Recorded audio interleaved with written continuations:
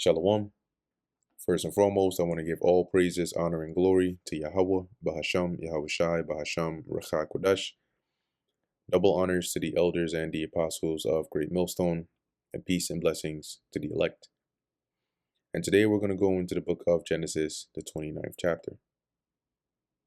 Then Jacob went on his journey and came into the land of the people of the east.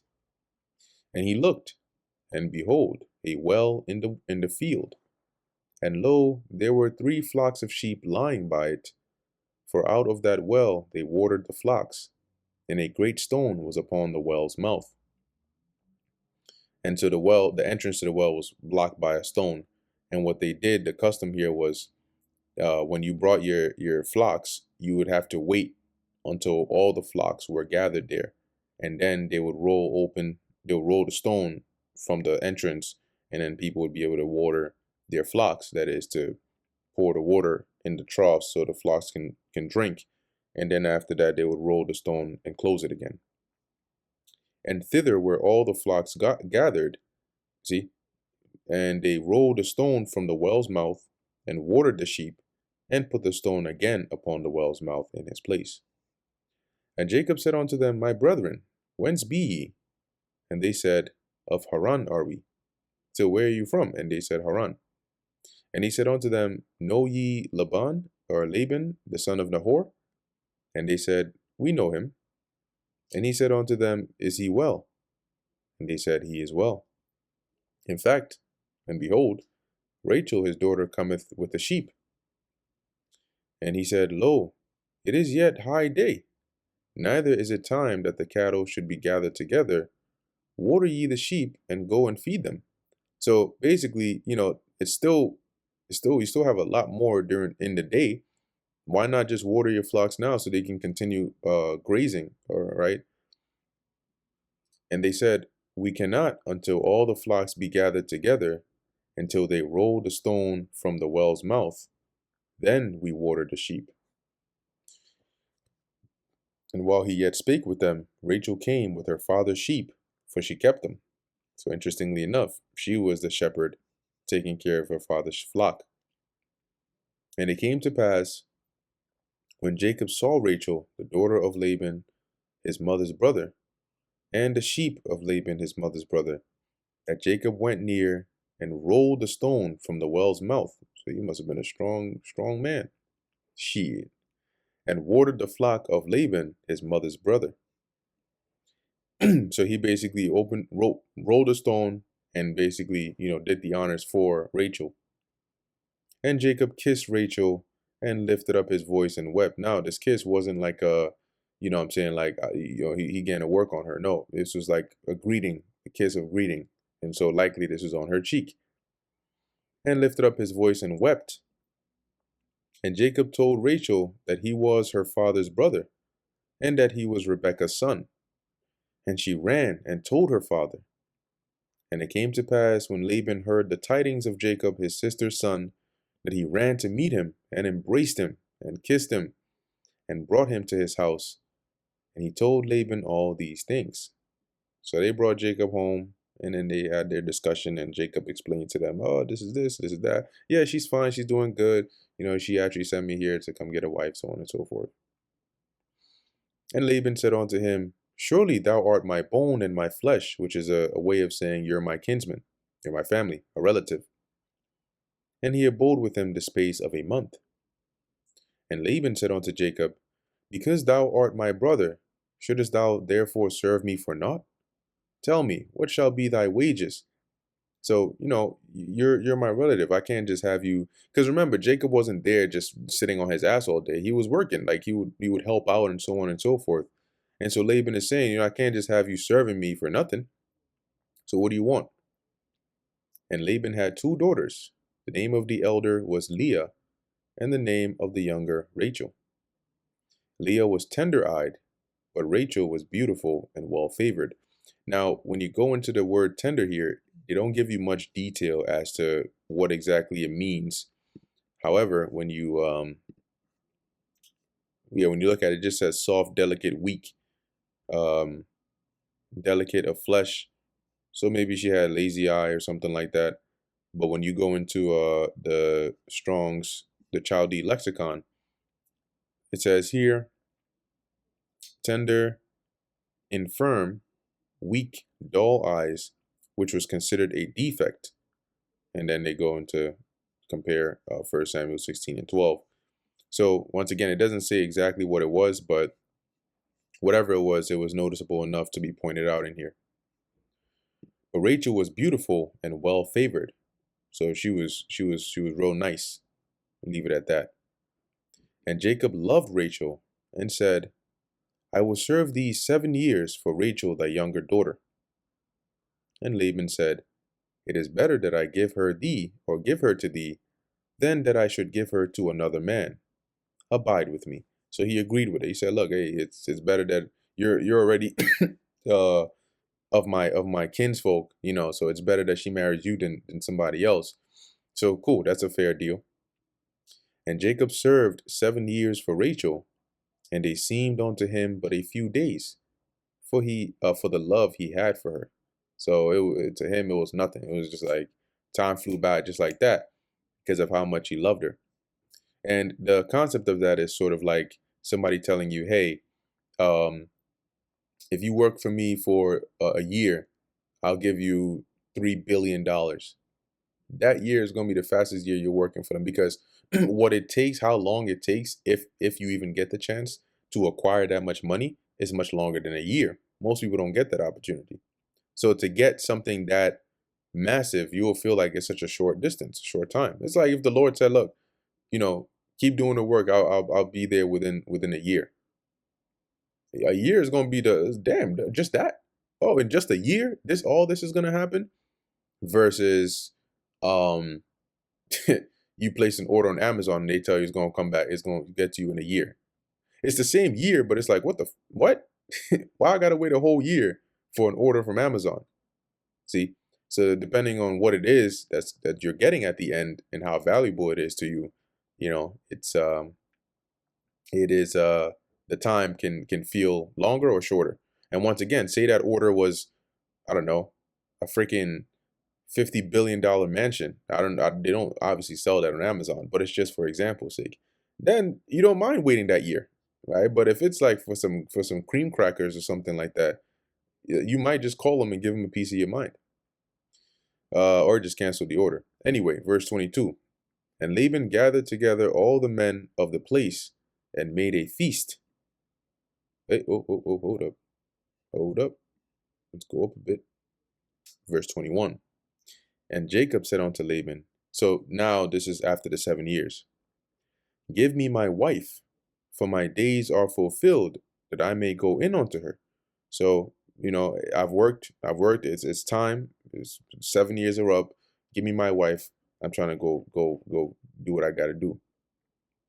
And Laban gathered together all the men of the place and made a feast. And it came to pass in the evening that he took Leah his daughter and brought her to him, and he went in unto her. Now, yes, in the daytime you can tell when you see them, right? Oh yeah, this is different. This is Leah, this is Rachel. But this was in the evening, right? They were drunk, they were happy, and likely Leah was covered up, right? She had a veil or whatever the case is. So, in that darkness and that mood and all that, Jacob wouldn't have been able to tell that this wasn't Rachel. So he went in onto her, he popped that, and Laban gave unto his daughter Leah Zilpah, his maid, for an handmaid. So this was like a wedding ceremony, right? And just like during the book of Judges, when Samson had that ceremony, right? It lasted, I think, about 7 days, a week.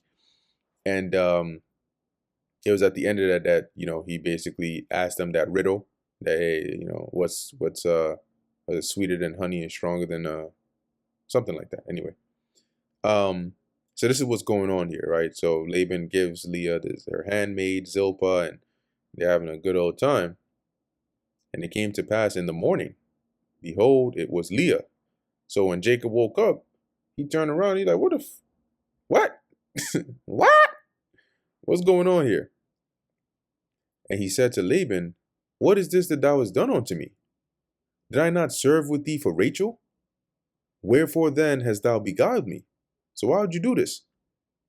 You can imagine how pissed he was. And Laban said, whoa, whoa, whoa, whoa, whoa, easy, calm down. But look, hear me out. It must not be so done in our country to give the younger before the firstborn. So we can't have the younger be married before the older one.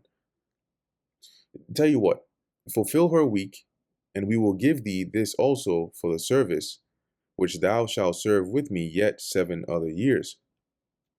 Now, when you let me actually go into the word fulfill here. Let's see, I don't think I did that. Mala'ah, it says to fill, consecrate, fill, fulfill, satisfy, complete. And when you look at this in some of the other translations, for a bit more clarity, they actually have this week as a bridal week, right? Which is basically Laban saying to Jacob, you're already in the wedding ceremony, the ceremonial week for Leah. So you just go ahead and finish that, right? Just so it's not a shame on the family. Finish the week for Leah, and I'll give you also Rachel. But you have to agree, as it says, for the service which thou shalt serve with me yet 7 other years. So you have to agree that you're gonna serve another 7 years, but I'll still give you Rachel. All right. Under that agreement. Okay. So in verse 28, it says, and Jacob did so he fulfilled, right, and fulfilled her week, basically that marriage week for Leah, and he gave him Rachel his daughter also to wife. So basically Laban deceives Jacob by giving him Leah instead of Rachel. Jacob is upset. Laban convinces Jacob to say, hey, just finish her ceremonial week, right, as the custom is, and then I'll give you Rachel to wife, and then in return you work for me for another 7 years. And so he gave him Rachel his daughter to wife also. And Laban gave to Rachel his daughter Bilhah his handmaid to be her maid. And he went in unto Rachel, and he loved also Rachel more than Leah, and served with him yet 7 other years. So he agreed to it. Now he already has Leah, and he has agreed to now serve Laban for another 7 years. But he didn't have to wait this other 7 years before getting Rachel, right? He got Rachel under the condition that he would work for another 7 years. And when the Lord saw that Leah was hated, he opened her womb, but Rachel was barren. So as we're going to go through from here on down, even into the next chapter, this time period, right, of them having children and bearing, sons and so on to Jacob, this is during the 7 years that he's working to work off his payment, quote unquote, for Rachel. So it says, and when the Lord saw that Leah was hated, he opened her womb, but Rachel was barren. And when it says hated, we can go into the word, but it means she was less favored than Rachel, right? The Lord could see La'ah. It says Leah, whoa, that's wrong name. Was hated. There we go. Shana. It says to be hateful, to hate, to hate, to be hateful. But Jacob didn't actually hate Leah. Okay. It just means he favored her less. His favorite was Rachel. So he loved Rachel more, and it was apparent. And so when as it says, the Lord saw that, so to balance it out, he opened up Leah's womb so she would have children. But Rachel was barren, so she couldn't have children. And Leah conceived and bare a son, and she called his name Reuben. For she said, surely the Lord hath looked upon my affliction. Now therefore my husband will love me. And so her firstborn was Reuben. Let's go into that name, which in the Hebrew is Ra'alban. And I've also noticed that in the blue letter, it looks like they've made updates to to some of the definitions of some of the words, right? As we'll see as we go through, like Issachar, for example. Anyway, Ra'al Ban, right? Which you have the word Ra'ah, which is to see, and Ban is a sun. So as it says, behold, it's sun, or see, it's a sun.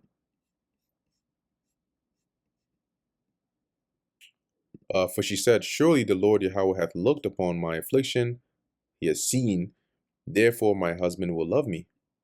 And she conceived again and bare a son. So how long does it take to conceive and bear a son? Typically 9 months, right? So this wasn't happening overnight. If she had the first son, you can consider that year already to be gone. And then she had another son.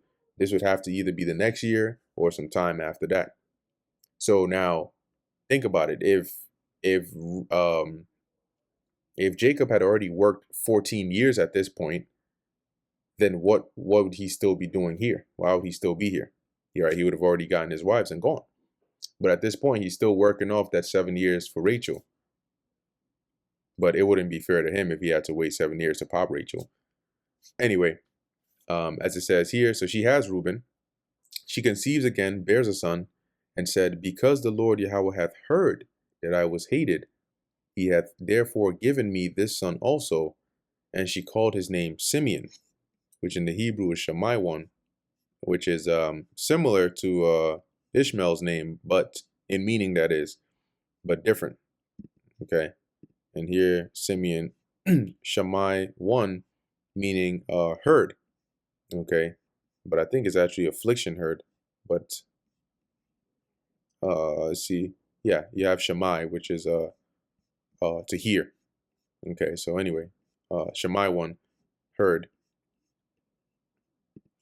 Verse 34, and she conceived again and bare a son. Damn, she was on a roll.